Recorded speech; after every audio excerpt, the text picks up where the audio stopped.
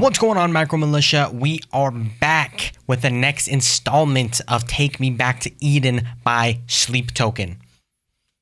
Now, we are coming off of Aqua Regia, which was a great song.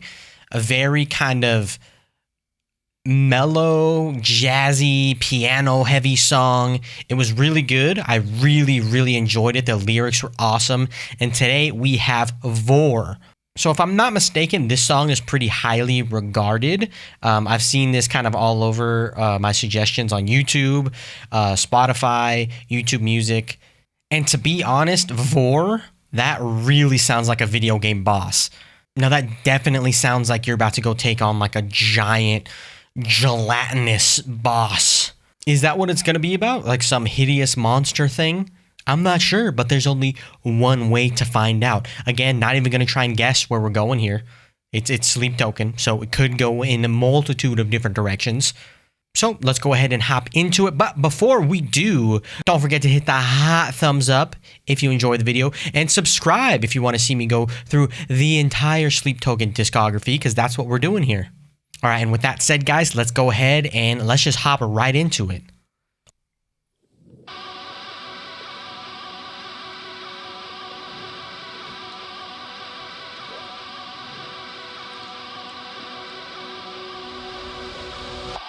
Oh, it's about to drop, but before we get into it, one of y'all mentioned in the comments below, thank you very much, that the little symbols on the bottom there are actually the names of the song. The names of the song. I think it's in their language, the names of the song in the Sleep Token language, so that's pretty cool. All right, now let's get into it for realsies. Vore.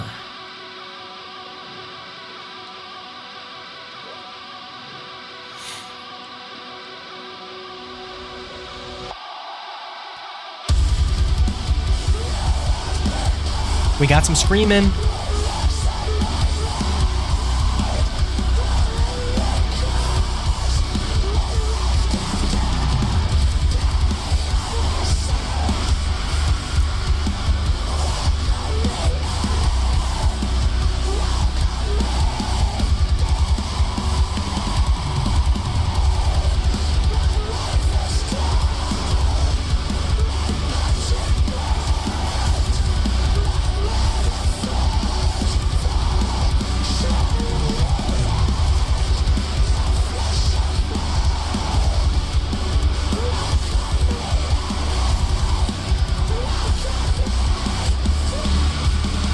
Wow.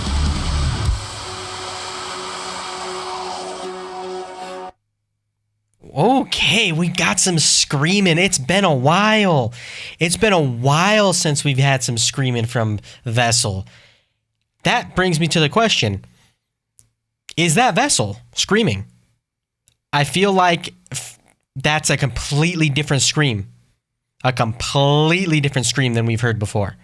And this creature we got going on, it's got like praying mantis arms and some gold horns going on. That's creepy. It's not a giant fat guy like I was thinking it was gonna be.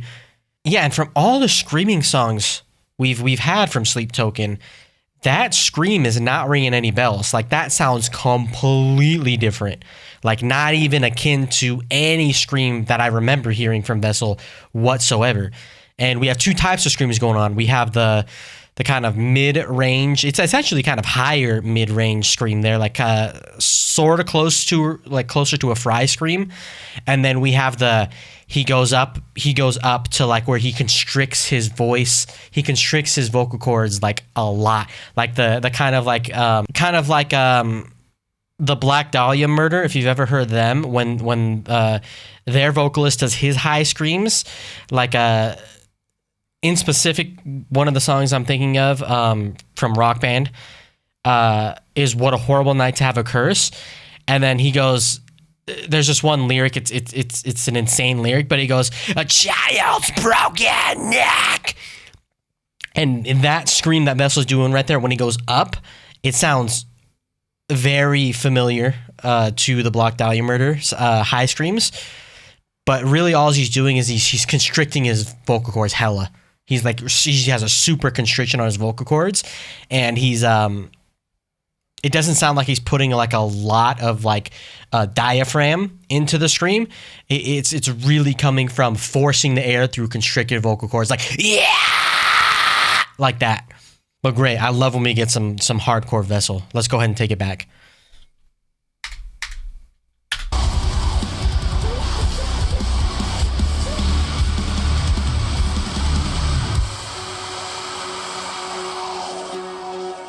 Now you gotta have lungs to hold that scream out.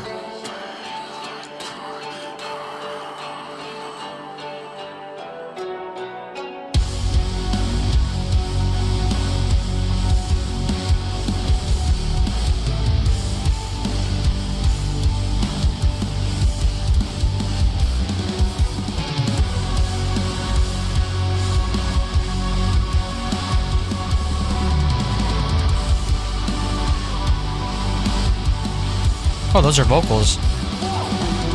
I'm not gonna lie, when I heard the vocals in the background right there, I thought that was like some brass instruments there, but it was actually just a sustained vocal. That's pretty cool there.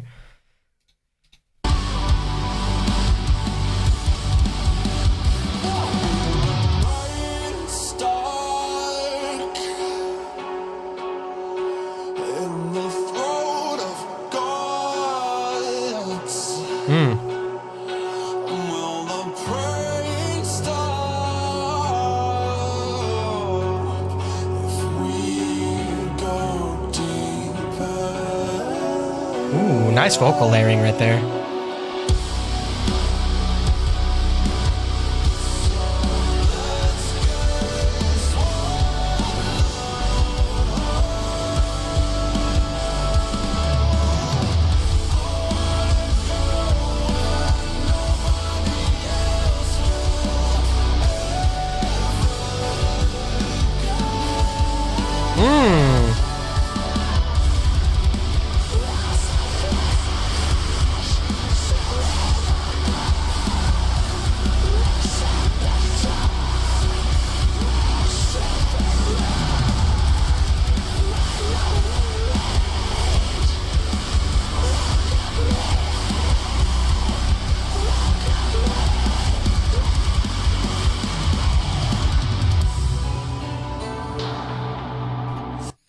Okay, I'm loving this song so far. It's been, like I said, it's been a while since we've got some Vessel screams, and I love it. I love the way he approaches screaming, because whenever there's screams in a song from Sleep Token, minus the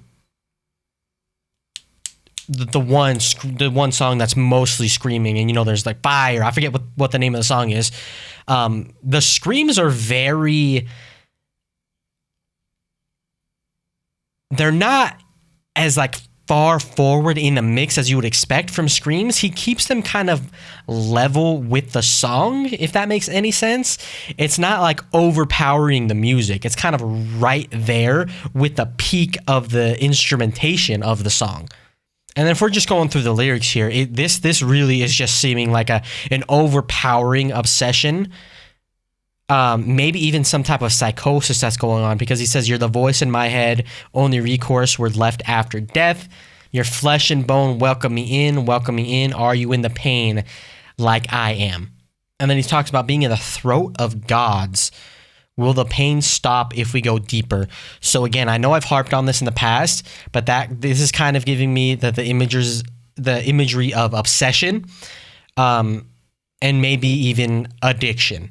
So I know you all have let me know in the comment section before that you don't think, or there's no like verified proof that Vessel has had any history of drug abuse or anything like that. But again, I'm kind of getting that vibe again, that like he's being, maybe not addiction, maybe it's just the obsessive part, but he's being taken over by this obsession that it's in his head. So whether that's an external force, if we're following the lore, if this is sleep entering his head and just taking over his thoughts, or if this is an actual physical obsession or addiction to something. And that's even further personified in the, so let's get swallowed whole, I want to go where nobody else will ever go. So again, that's taking you to a place that a substance can get you, maybe. But I don't know, maybe I'm just making things up. But in terms of the musicality, again, it really feels metalcore when he goes from the screaming to the layered vocals. It's giving me super metalcore vibes, and I love it. Metalcore is one of my favorite genres, right up there with swancore. So I love the dichotomy of screams with clean vocals and like the flipping flopping of back and forth. I love metalcore. I love swancore, and this is giving me heavy metalcore vibes. So love it, absolutely love it so far. Let's go ahead and take it back and get back into it.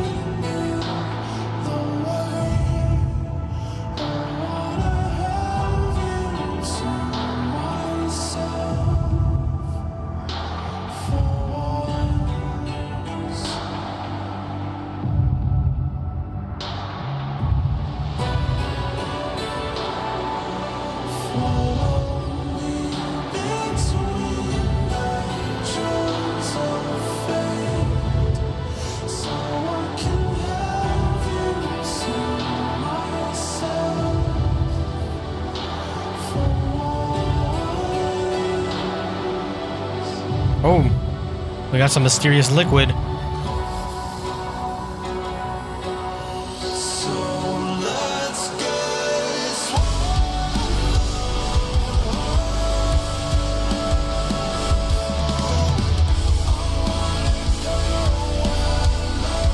That's probably blood.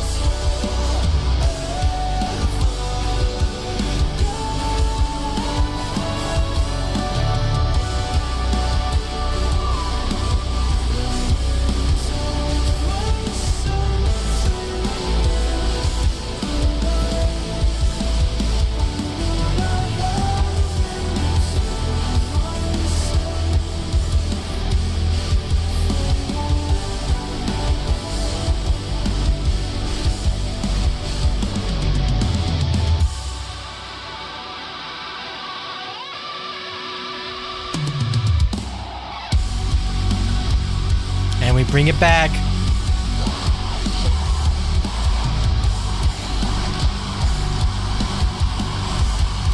And before we finish it out here, I just want to point out this is a pretty grotesque imagery we got going on.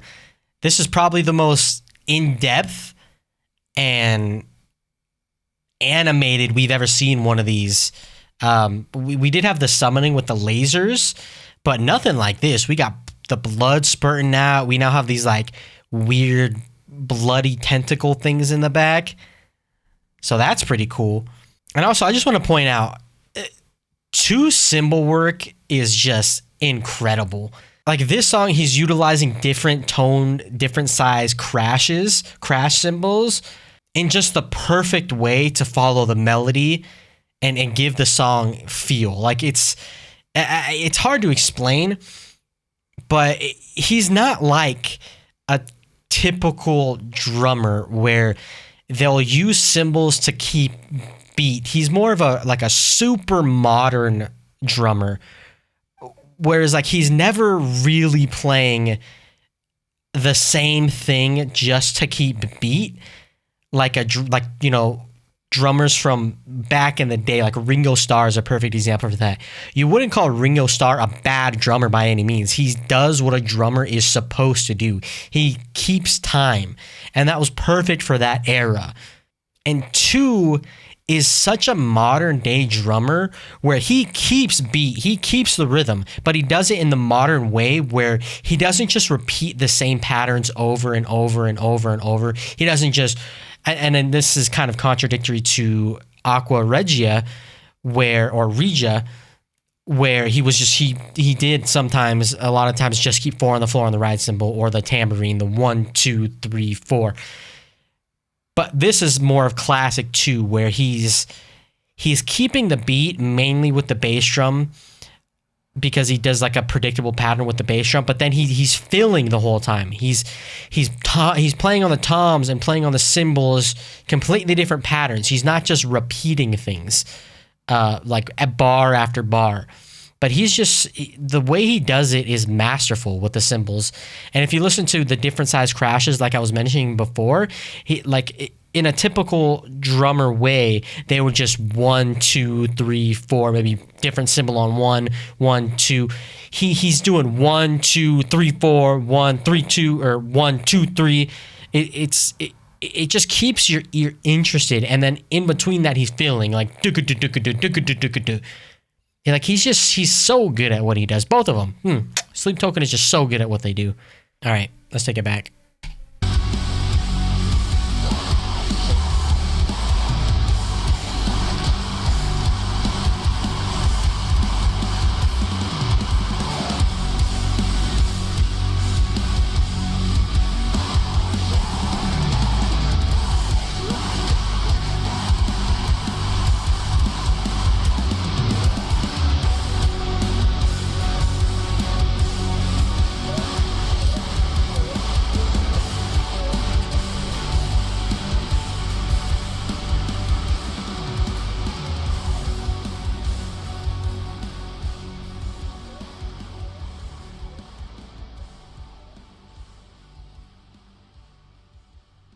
Nice fade out, nice fade out. All right, great song. I'm so glad, like I said, we have screaming back. First time we've had screams in a hot minute. And I'm not gonna lie, this is a song I was actually able to pinpoint that I thought there were gonna be screams in. Vore.